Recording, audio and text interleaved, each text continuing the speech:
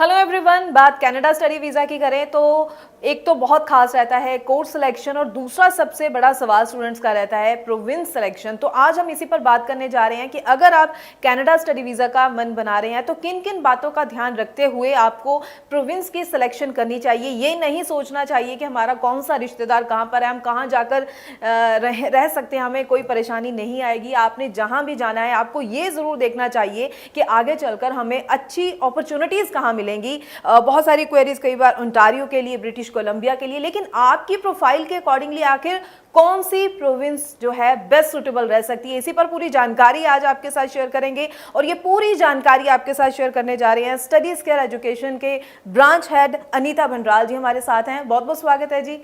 Thank you so much ma'am. तो अनीता जी, सबसे पहले जो मैं कनाडा स्टडी वीज़ा की आज बात कर ही रही हूँ, हम प्रोविंस की बात कर रहे हैं। पहले मैं स्टूडेंट्स को ये भी बता दूं कि स्टडीज़ केयर एजुकेशन जो है पैन इंडिया इनके ऑफिसेज हैं और जो स्टूडेंट्स चंडीगढ़ में भी इनका मेन ऑफिस है, उसके बारे में भी पूरी जानकारी आपको ज़रूर देंगे। और पंजाब में जलंधर, लुधियाना में भी ऑफिसेज हैं और लगातार नंबर भी डिस्प्ले रहेगा ताकि कोई भी सवाल आपके मन में आए तो आप तुरंत जो है इस नंबर पर कॉल कीजिए और पूरी जानकारी ज़रूर लीजिए। अनीता जी, प्रोविंस की बात आती है, स्टूडेंट आपके पास पहुंचता है, हर स्टूडेंट ने पहले अपना मन जरूर बनाया होता है कि मैंने इस प्रोविंस के लिए अप्लाई करना है, लेकिन आप कैसे मैच करवाते हैं प्रोफाइल के साथ प्रोविंस, और स्टूडेंट जो है कहां पर गलती कर जाता है प्रोविंस की सिलेक्शन पर? जी बिल्कुल सही सवाल है मैम, क्योंकि हम जैसे ही स्टूडेंट से मिलते हैं तो स्टूडेंट जब अपने घर से चलता है तो वो एक माइंडसेट उसका होता है कि मुझे ब्रिटिश कोलंबिया जाना है या फिर मुझे वैंकूवर जाना है, मुझे सरी जाना है, टोरंटो जाना है। क्यों? क्योंकि मेरा कोई फ्रेंड वहाँ पे रह रहा है, मेरा कोई रिश्तेदार वहाँ पे रह रहा है। वहाँ पे वो कनाडा की जो सबसे इम्पॉर्टेंट चीज़ है दैट्स द कोर्स रेलेवेंसी,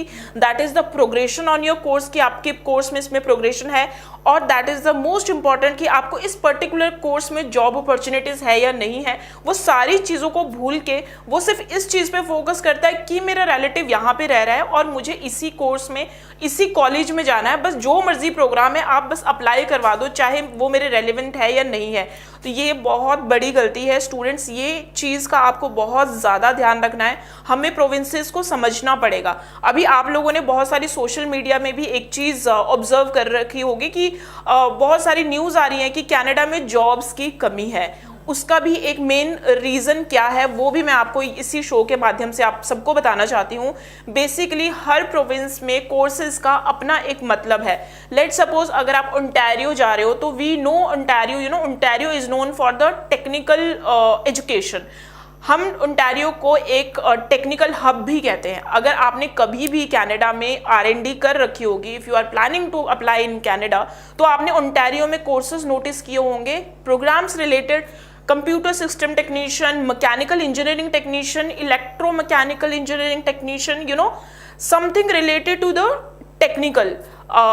वहीं पे अगर मैं ब्रिटिश कोलंबिया की मैं बात करूँ तो ब्रिटिश कोलंबिया में और वैंकूवर में आपको रेयरली कोई कोर्सेज मिलेंगे mechanical engineering technician, mechanical engineering technician, because British Columbia एक ऐसी प्रोविंस है जो कि टेक्नोलॉजी को नहीं प्रमोट करती है। वहाँ पे आपको जितने भी प्रोग्राम्स मिलेंगे वो आपको प्रोग्राम्स मिलेंगे यूनिवर्सिटी ट्रांसफर प्रोग्राम्स या फिर जेनेरिक प्रोग्राम या फिर मैनेजमेंट के रिलेटेड प्रोग्राम।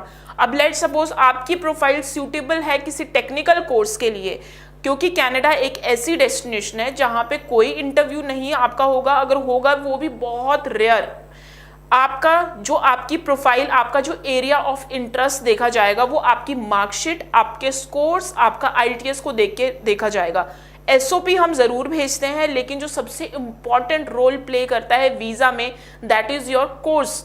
सो अगर आपकी प्रोफाइल बनती है किसी कंप्यूटर प्रोग्रामर के लिए, लेकिन क्योंकि मेरा रिलेटिव वहाँ पे, मेरा फ्रेंड वहाँ पे, मैंने अप्लाई कर लिया बिजनेस के लिए, वहाँ पे प्रोग्राम में नॉन रेलिवेंसी को करके कई बार रिफ्यूज़ल आ जाती है। तो मैं आप लोगों को यही एक बार बताना चाहती हूँ कि जो भी कोर्स सेलेक्ट करें वो बहुत वाइजली सेलेक्ट करें। अगर आप किसी कंसल्टेंट के साथ भी अगर आप अपना कोर्स डिस्कस कर रहे हैं तो इस चीज़ को ध्यान में रखिए। उसी तरह से हम बात करते हैं कुछ रीजनल एरिया में भी है कनाडा में। ये बात करी मैंने वैंकूवर की, ब्रिटिश कोलंबिया की, ओंटारियो की। इसके अलावा कुछ रीजनल एरियाज भी हैं जैसे नोवा स्कोशिया। नोवा स्कॉशिया में बात करें तो नोवा स्कॉशिया में आपको मेजरली जो मिलेंगी वो यूनिवर्सिटीज़ मिलेंगी, जिसमें कि आपको 12th के बाद भी कोर्सेज मिलेंगे, ग्रेजुएशन के बाद भी कोर्सेज मिलेंगे। ये अभी डेवलप्ड आपकी प्रोविंसेस हैं, वहाँ पे आपको डेवलपमेंट चल रही है, आपके जॉब की अपॉर्चुनिटीज़ भी अच्छी होंगी, काम का ऐसा कोई प्रॉब्लम नहीं है, वो जॉब अपॉर्चुनिटीज़ भी हैं वहाँ पे जितने भी आपको कोर्सेज मिलेंगे वहाँ पे आपको कॉम्बिनेशन मिलेगा टेक्निकल प्लस मैनेजमेंट में।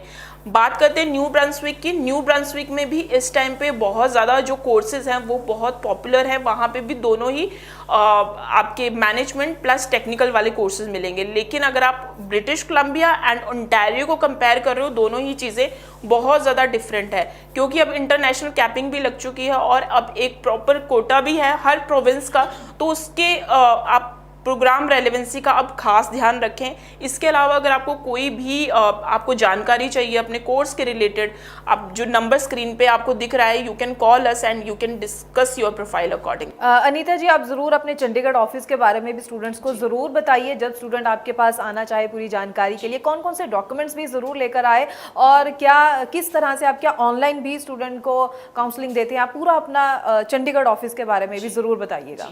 सो हमारे मैम जो ऑफिस हैं that are based in pan India, तो I sit in Chandigarh office. तो चंडीगढ़ में हमारा जो ऑफिस है वो सेक्टर 9C में है, SU 135।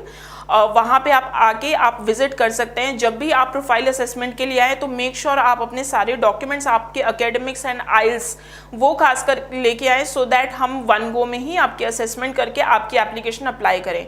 बात करें अगर टीम की, तो we have really expert staff who can help you from A to Z। अभी बहुत सारे कंसल्टेंट्स में मैंने ये देखा है कि लोग जाते हैं काउंसलिंग के लिए, वो काउंसलर कोई और होता है, एडमिशन एग्जीक्यूटिव कोई और होता है, वीज़ाज कोई और करता है। वहाँ पे क्या होता है, स्टूडेंट को बहुत ज़्यादा कन्फ्यूजन हो जाती है, क्योंकि जो भी उसने इंस्ट्रक्शन दी होगी वो A को दी होगी, अल्टीमेटली उसका जो केस प्रोसेस करना है वो Z काउंसलर ने करना है, वो डिपार्टमेंट वाइज बटा हुआ है। लेकिन यहाँ पे आपको ये होगा कि आपके पास वन पॉइंट ऑफ कॉन्टैक्ट होगा, सो दैट आपकी कम्युनिकेशन बिल्कुल स्मूदर तरीके से रहे। And we have really experience staff जो कि आपको पूरे इन एंड आउट एंड अगर आपको किसी और डेस्टिनेशन के बारे में भी कंफर्म करना है, यू कैन कंफर्म। ओके, मतलब एक पर्सन जो है एक फाइल पर पूरा प्रोसीजर जो है पर काम करते हैं। तो ज़रूर जो स्टूडेंट्स हैं, अगर आपकी कोई भी क्वेरीज है, जो नंबर है इस पर तो कॉल कर ही सकते हैं। बहुत अच्छा रहेगा अगर आप इनके ऑफिस विजिट करें, ताकि आप डिटेल में सब चीज़ों को समझकर जल्दी से जल्दी अप्लाई ज़रूर कर सके। लास्ट में थोड़ा सा अपडेट दे दीजिए, अब जो कमिंग इनटेक को लेकर भी स्टूडेंट कब तक अप्लाई कर सकते हैं? सो अभी जो कनाडा में इनटेक है, जनवरी 25 इनटेक ऑलरेडी स्टार्ट हो चुका है, तो you can apply your application. कुछ सीट्स अभी भी सितंबर इनटेक में ओपन है, लेकिन अगर आपकी ट्यूशन फीस एंड GIC अगर आपका अवेलेबल है तो आप तभी अप्लाई करें, अदरवाइज जनवरी 25 में सीट्स अवेलेबल हैं। कनाडा में मेजरली 3 इनटेक्स होते हैं, दैट इज जनवरी, मई एंड सितंबर। सो इस टाइम पे जो सबसे मेजर जो इनटेक हम जिसको बोलते हैं वो होता है सितंबर इनटेक, एंड उसके बाद होता है जनवरी इनटेक। तो अगर आपका जनवरी इनटेक मिस हो जाता है तो May intake is just the smallest intake.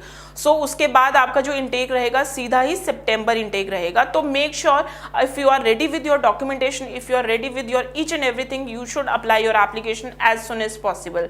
एक और मैं अपडेट देना चाहती हूँ, we don't charge anything from the student. कोई एप्लीकेशन फीस नहीं है, कोई प्रोसेसिंग फीस नहीं है, and no fees after visa. So this is the great advantage to the student, because we are directly dealing with the university. So आप इस चीज़ का भी एडवांटेज उठा सकते हैं। जी जी बिल्कुल। तो स्टडी सिक्योर एजुकेशन की तरफ से बहुत अच्छी सर्विसेज दी जा रही हैं, स्टूडेंट्स इनका टाइमली फ़ायदा लेकर कमिंग इनटेक के लिए अप्लाई कर सकते हैं। और कोई सवाल हो, लगातार नंबर डिस्प्ले पर कॉल ज़रूर कीजिए। बहुत बहुत थैंक्स अनीता जी, ये पूरी जानकारी जो प्रोविंस को लेकर आज आपने स्टूडेंट्स के साथ शेयर की है, बहुत ही ज़रूरी है स्टूडेंट्स को पता हो, अवेयर हो स्टूडेंट, ताकि सही सिलेक्शन के साथ आगे बढ़ सके। फिलहाल के लिए अनीता जी आपका बहुत बहुत थैंक्स, और स्टूडेंट्स के लिए हम आगे भी इसी तरह से और इन्फॉर्मेटिव वीडियोस लेकर आते रहेंगे। Thank you so much. Thank you so much.